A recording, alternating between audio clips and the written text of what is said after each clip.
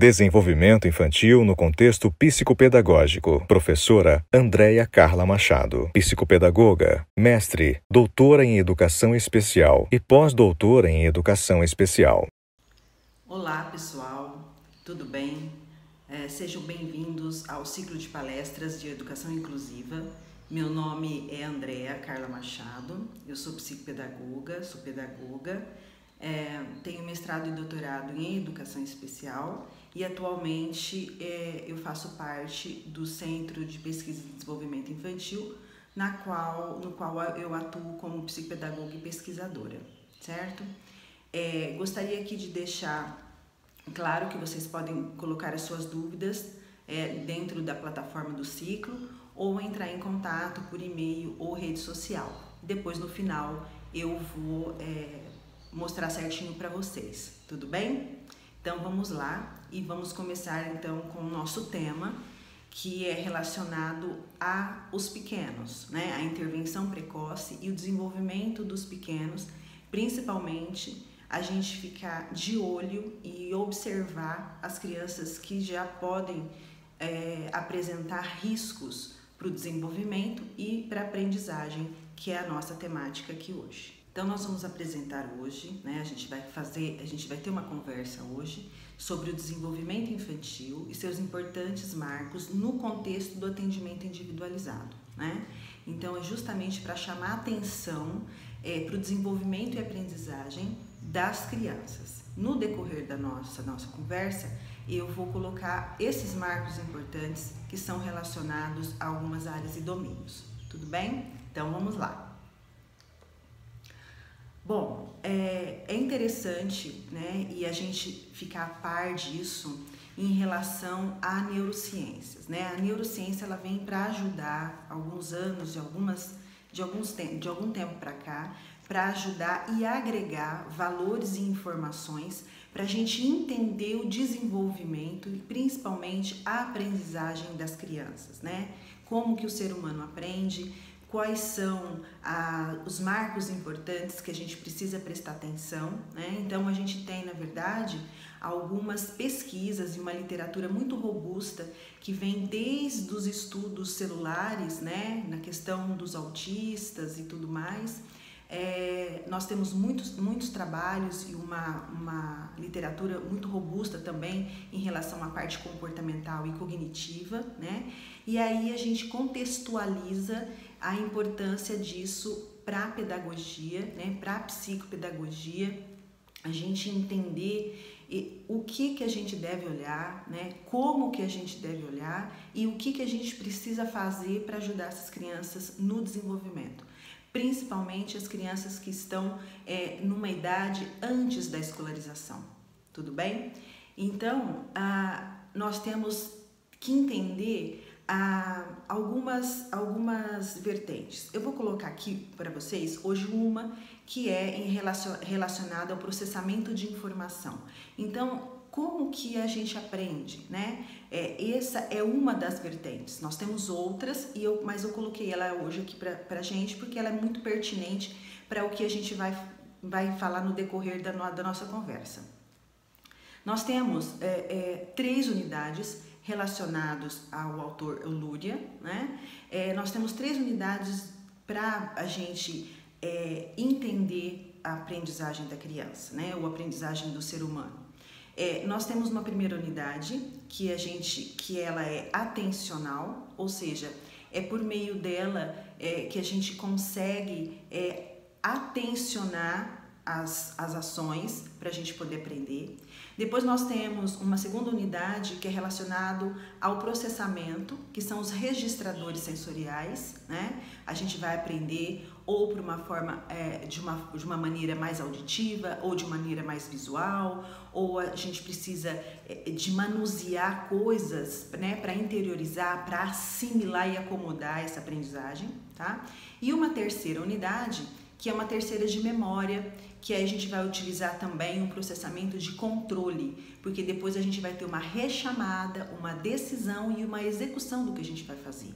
Então, desde a mais simples ação, né, a gente perpassa por essas unidades para poder entender o que a gente aprende, né?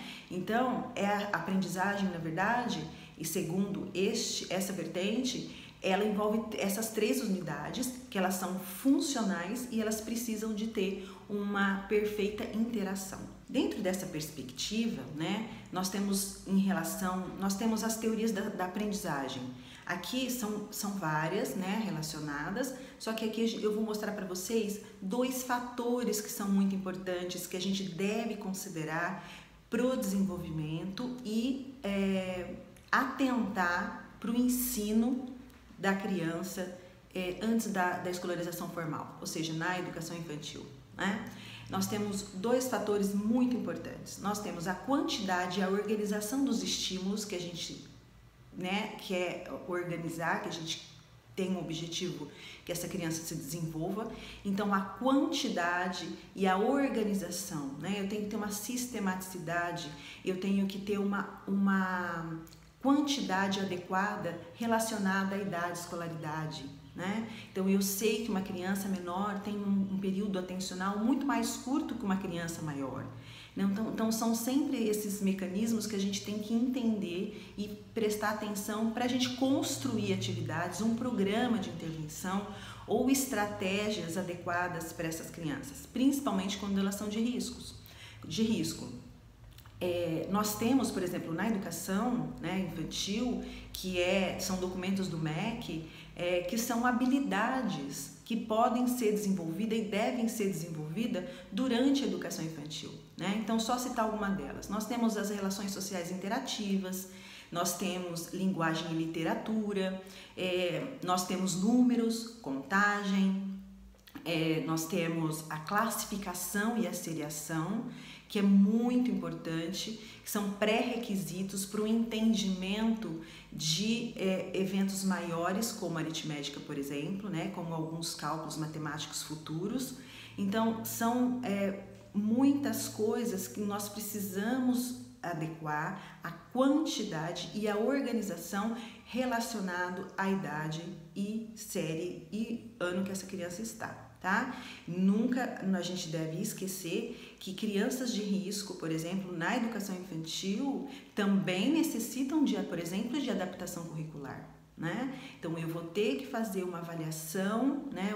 uma avaliação pedagógica, a equipe da escola com o professor, eu tenho que fazer uma avaliação pedagógica dessa criança, fazer o cruzamento com o currículo, ano que ela está, né? Para eu poder entender da onde eu vou partir com essa criança de risco, por exemplo, tá bom? Então, a escola, ela tem que esgotar todas as possibilidades de ensino para essa criança, e aí, mesmo essa criança não aprendendo, eu tenho o dever de adaptar o conteúdo, as estratégias, os objetivos relacionados às habilidades que eu tenho que ensinar durante o ano letivo para essa criança. E o segundo fator muito importante também, que a gente deve considerar, é justamente o estágio de desenvolvimento dessa criança, né, do indivíduo, como eu falei para vocês anteriormente, tá bom? Então, vamos lá. Para a gente entender, então, para falar para vocês a importância dos marcos, né, o que a gente tem que olhar, a gente tem algumas áreas, domínios, né, que a gente tem que entender o funcionamento, por exemplo. Nós temos o desenvolvimento cognitivo, nós temos o desenvolvimento motor, nós temos o desenvolvimento linguístico, o socioemocional e o comportamento adaptativo. Tudo isso deve ser olhado de uma forma muito detalhista, muito rica para o desenvolvimento da criança, né, antes dos 6 anos. Isso deve ser muito bem documentado e muito bem registrado, né, tanto nas avaliações periódicas que a gente faz, né, que nós falamos de sondagens, por exemplo, como no monitoramento que a gente tem que fazer, ou seja, eu tenho que fazer observações frequentes e de uma forma gradativa para poder entender o desempenho dessa criança na habilidade, no conteúdo, se está atingindo o meu objetivo, né? Então, em cada um desses grandes domínios, a gente pode ter oportunidade de verificar ajustes, né? Ou seja, a gente vai ter a condição de entender o que é esperado para a criança em relação à idade e aí oferecer de forma efetiva, eficaz, né, um programa que ela realmente possa se desenvolver plenamente na aprendizagem. E aí, né, a gente falando de intervenção precoce, tem 3 marcos importantes para tanto na parte institucional ou individual, né, no caso o professor de AEE, por exemplo, deve trabalhar, que são os programas de intervenção, né? Eu tenho que organizar isso. Para isso, o que eu tenho que fazer? Eu tenho que observar, eu tenho que aplicar avaliações, fazer o cruzamento com o currículo da criança, né? Para eu adaptar, no caso, se for preciso, tá bom?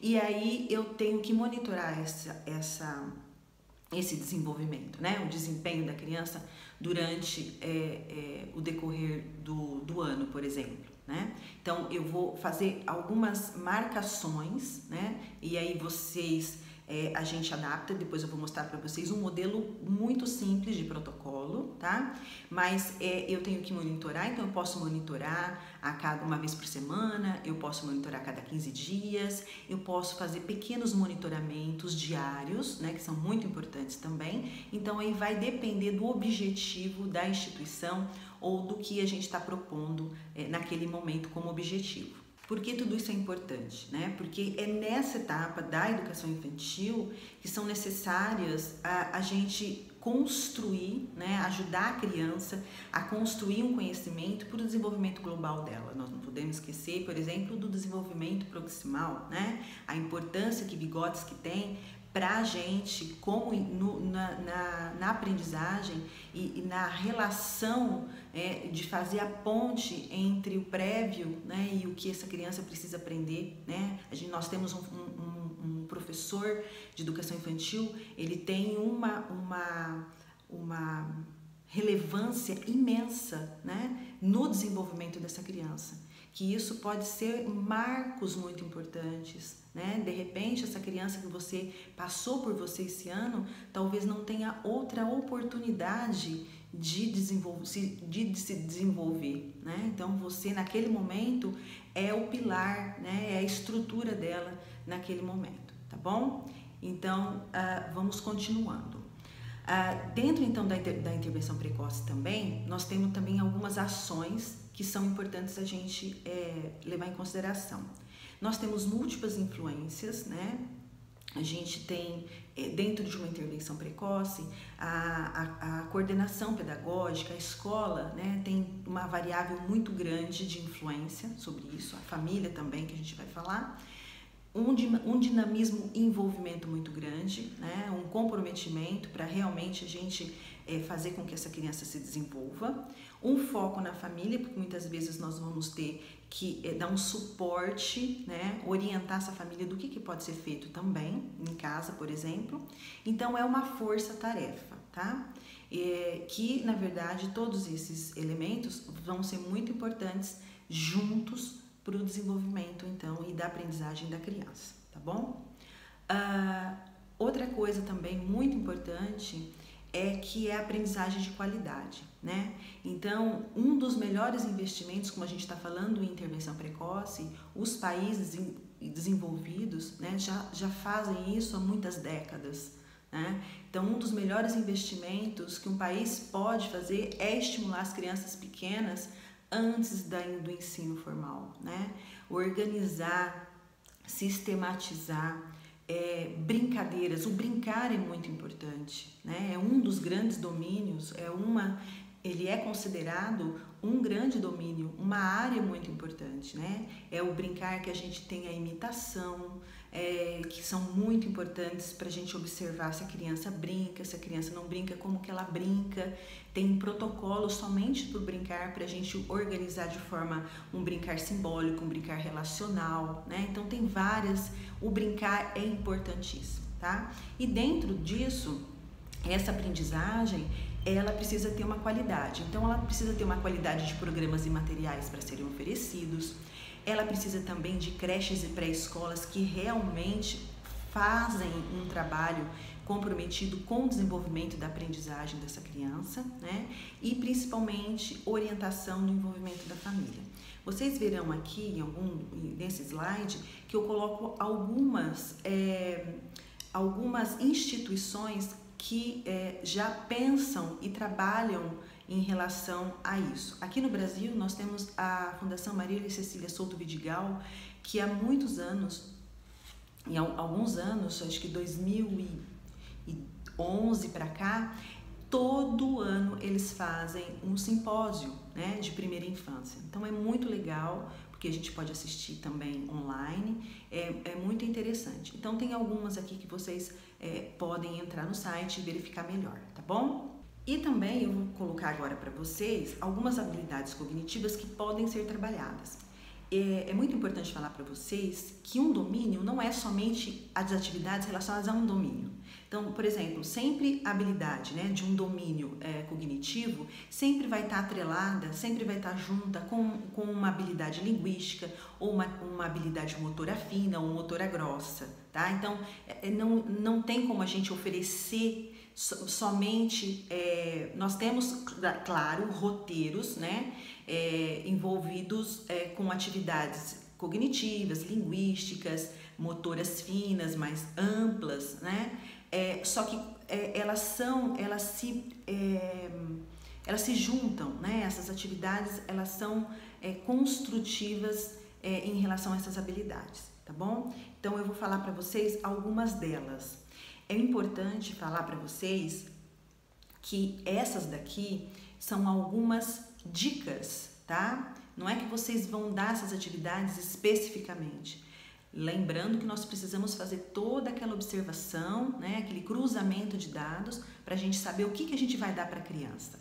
Mas só para vocês entenderem que o quão é importante a gente trabalhar com coisas no desenvolvimento da criança pequena, né? Então são exercícios de posicionamento e movimento de extremidades, conhecimento do corpo, aonde a gente nomeia, aponta, a gente faz a criança apontar em si, apontar e nomear no outro, né? Exercícios gráficos de pintura, de desenho livre, arabescos, preencher superfície, traçados deslizantes, traçados de progressão grande, traçados de progressão pequena, atividades de atenção visual, né, onde tem a percepção visual, a closura, o figura fundo, né, movimentos direcionais da esquerda para a direita, que é a relação, é o movimento da nossa escrita ocidental, percepções de formas, de desenhos, variâncias de categorias, de detalhes, né, de detalhes direcionais, que são similares, que são diferentes. Então, todos esses itens, essas dicas, elas estão já programadas, né, nas habilidades que a gente tem em documentos do MEC, tá bom? De 2006, de 2010, tá bom? E aí, a importância de tudo isso, eu preciso me organizar para entender como que está o funcionamento dessa criança, né? Como está o desempenho dela naquilo que eu estou propondo. Então, é por meio desses protocolos. Vou mostrar um dele agora para vocês. Mas, anteriormente, para fixar a importância do programa de intervenção, eles se mostram bem-sucedidos quando eu tenho currículos estruturados, né, o que é idade, né, não vamos ultrapassar o que é daquela idade, né, vamos estruturar, né, vamos fazer o que é importante naquele momento para o desenvolvimento, olhando a idade, o ano série, o que é importante para o desenvolvimento, o que uma criança naquela idade faz. Isso é importante para a gente verificar ou observar as crianças de risco, né? Então, com 2 anos, o que ela faz em habilidade cognitiva, em habilidade linguística, né? A equipe pedagógica ou mesmo os outros profissionais que trabalham, a fonoaudióloga educacional, a psicóloga educacional vai ajudar imensamente neste processo, tá? E aí, nós temos um modelo de protocolo para vocês, que vocês vão poder observar aí. Ele é muito simples e vocês podem utilizá-los com qualquer tipo de atividade. Vocês podem observar em cima, eu tenho o nome da atividade e depois eu tenho as marcações, né? Embaixo eu tenho a data, então os dias que eu ofereço essa atividade, tenho a marcação e dá para me formar um gráfico de desempenho, tá bom? É muito simples. Vocês podem utilizar esse protocolo como base, tá? E vocês podem criar outros em cima disso. Bem, assim a gente vai terminando a nossa conversa. Muitas vezes são muitas informações, né? Num período de tempo, um curto período de tempo, mas essa, na verdade, é o objetivo desta nossa conversa no ciclo de palestras, né, de educação inclusiva, justamente mostrar para vocês o quão de assuntos, né, importantes que devem ser tratados de uma forma relevante, de uma forma rica, para a gente entender o funcionamento das nossas crianças na aprendizagem, tá bom? Coloco para vocês então algumas referências que a gente comentou aqui hoje, tá bom? Vão estar disponível aí para vocês. Também eu tenho aqui os slides do Centro de Pesquisa de Desenvolvimento Infantil, onde vocês podem visualizar o e-mail, né? Que é cepedsp@gmail.com, e também a nossa página, a fanpage no Facebook, né? Que é www.facebook.com/cepedsp, tá bom? Vocês podem mandar qualquer tipo de dúvida que eu vou ter o maior prazer em responder para vocês, tá bom? A nossa atuação no CEPED é São José do Rio Preto e região, tá bom? Também tem o meu contato, tá?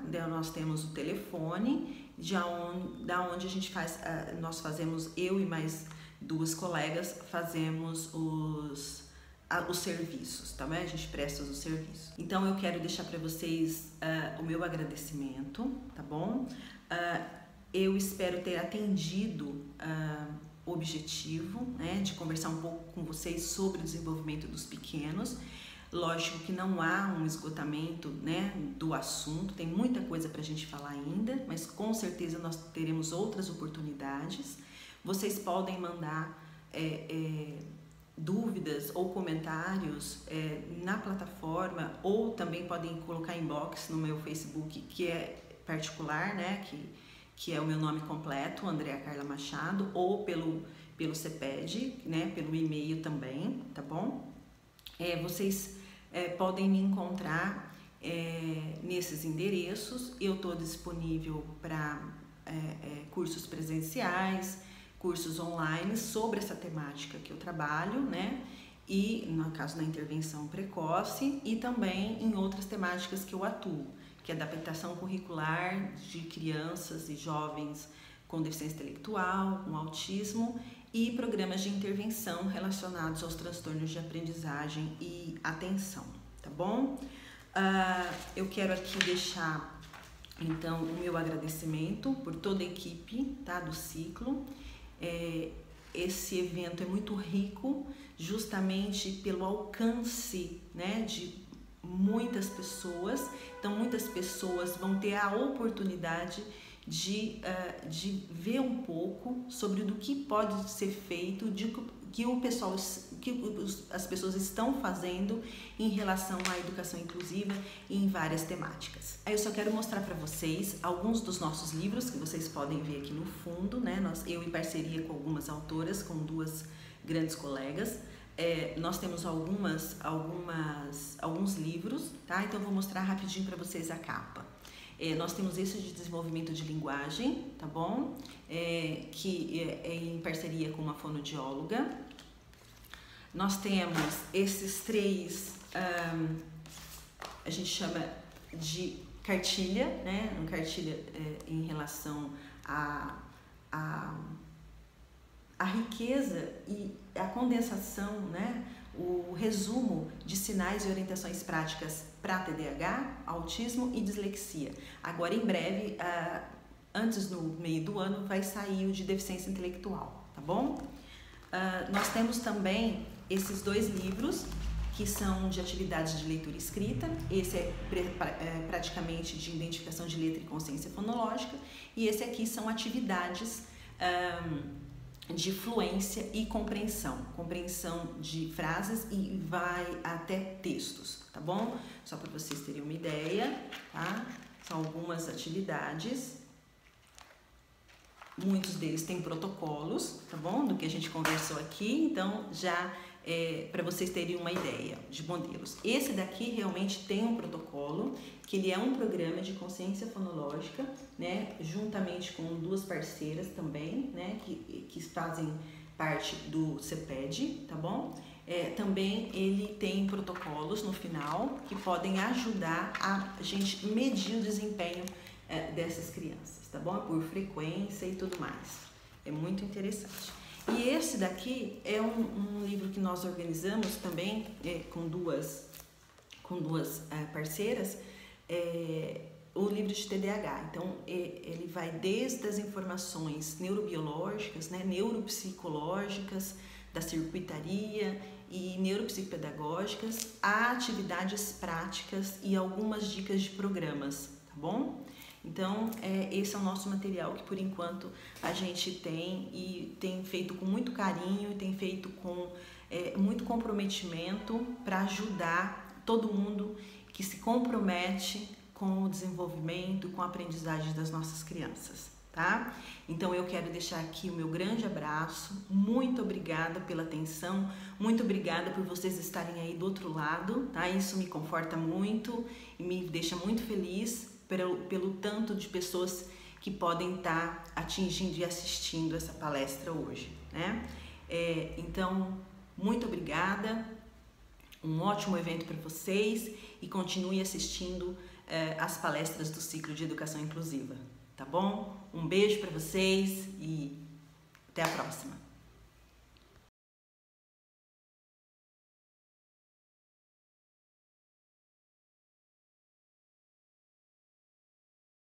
Créditos. Ciclo de palestras sobre Educação Inclusiva 2018. Gestão do evento. Azimuth e Learning. Palestrantes. Ana Júlia Perrotti Garcia. Andréia Carla Machado. Aristóteles Menezes. Cícera Malheiro. Dani Rocha. Darlin Paula Marques. Denise Rocha Belfort. Arantes Brero. Elaine Samora Carvalho e França Antunes. Isabel de Lourdes Jimenez Souza. Kathleen Maiara Pedro. Luciane Maria Molina Barbosa, Mariane Della Coleta Savioli, Miriam Cristina Buzetti, Renato Costenaro, Soraya Silva Prietti, Thaís Freitas, Tiago Medeiro, intérprete de Libras, Paloma Fernandes, consultora em audiodescrição, Luciane Maria Molina Barbosa, locução, Wagner Baroni, por Tradusound.